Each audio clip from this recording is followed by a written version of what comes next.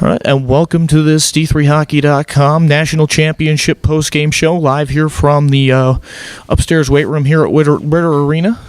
I'm joined by the senior writer here at D3Hockey.com, Matt Webb. Matt, an absolute coin flip in the national title game. Yeah, the score was 5-2, but certainly a game that could have won either way. It was a tie game in the final 10 minutes.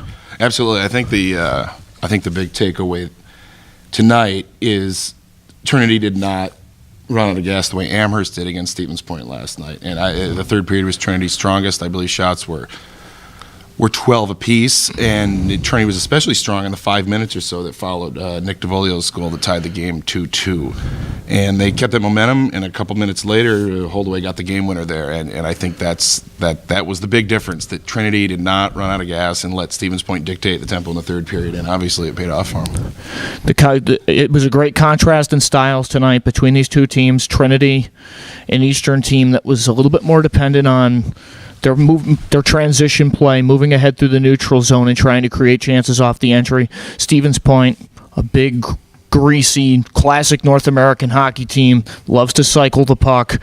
Certainly made for a fun matchup tonight. For sure. In Stevens Point, definitely controlled significant stretches. I think the 37-24 shot advantage on the night, but the two big things Trinity did there, despite getting outshot, Nathaniel Heilbron obviously played a solid game and goal, and he didn't give up any rebound looks. And the defense did a fairly good job, despite the 37 shots. Not a lot of them were grade A looks from real dangerous areas. So Trinity, another thing they got to get a lot of credit for on the way to the win. And you go down the stretch in that third period, as we said, that was a spot when Nick DeVolio tied the game for Wisconsin Stevens Point. Trinity could have buckled so easily there, because any team could have buckled in that spot in the third period. And I think Coach Greason said it best, that his leadership tonight, his player personnel leadership, was integral in keeping that team together in a tough pressure situation.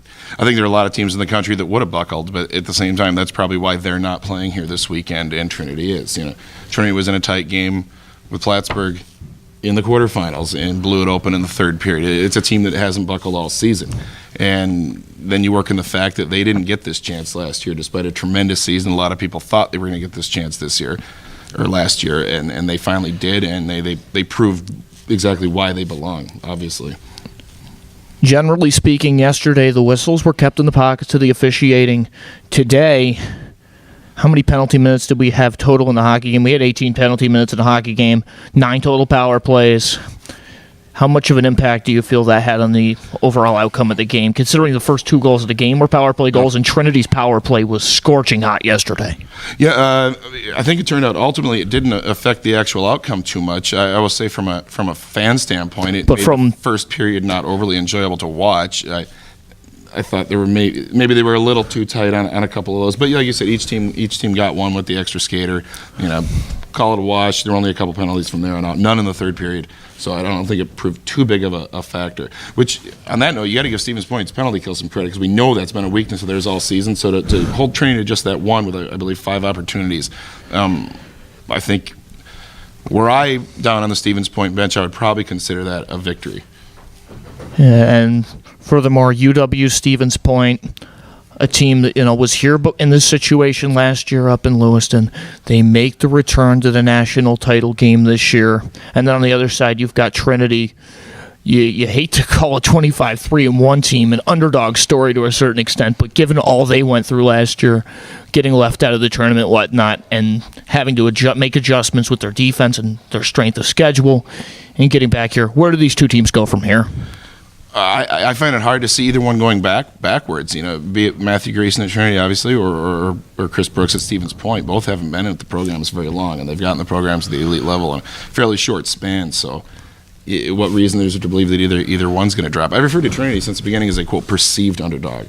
It was more of a perception than a reality, but still, even if underdog story is not the quite the perfect phrase here, it's going to go down, I think, as one of the great national championship game stories of all time. Unexpected, perhaps. Yes. Let's put it that way. It's a great story for sure, absolutely, and we know this. I can say all the same things about Trinity we said about UW Clare a couple of years ago. That it's nice to see new faces. Just from a D3 wide hockey standpoint, whether it's Eau Claire or Utica making a Frozen Four, or Trinity obviously getting here, Amherst getting back, and Trinity ultimately winning, of course. I like variety. I like to see it get mixed up, and the more teams in the national title hunt and the NCAA tournament hunt, I think makes this for a better Division III hockey, across the board. Yeah, and speaking of variety, the Western teams over the last few years, you look at the fantastic run St. Norbert put together, and you better believe they're going to be a team that might be back real soon. Tim Coughlin, one of the best coaches in the country. Matt Lowen at Eau Claire. Stevens Point, very much in the hunt to win it both years. But with Trinity now stepping into the limelight and the NESCAC proven to be a little bit stronger, along with, you've got some great teams out east that are going to come back nearly intact. You've got an Oswego team that very well could make their triumphant return next year. With that said, do you think that the Western region's run of outright dominance might be over? The regional talk, to me, it grows so thin. It seems a lot of people are stuck in this mindset, straight out of 1996, where they talk about the huge style differences between the two regions. I don't think there's that much. Oswego looks like a team from out here. Trinity, you drop them into one of the leagues out here, they wouldn't stand out as being anything different for the most part. So I just think you're seeing a variety of programs step up across the board, and Trinity happens to be one of those. All right, Matt, any final thoughts on this weekend in general, the quality of Ritter Arena as a host? One really random note that popped in my head during the third period of tonight's game. It's a small thing, but one of my favorite things about this weekend every year is when you get four of the top, if not the four top teams in the country, all playing the same weekend, 3 games.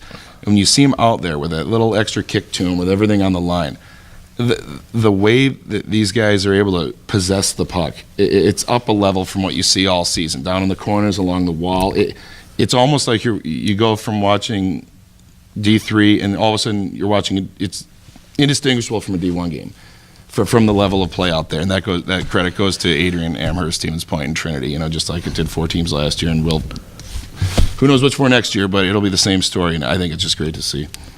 All right, that should just about do it for us here from Ritter Arena on the campus of the University of Minnesota. Congratulations to the Trinity Bantams. They're your 2015 national champions by a 5-2 final. For all of us at the D3Hockey.com team, including my good friend Matthew Webb, I'm Ray Biggs saying so long and good night.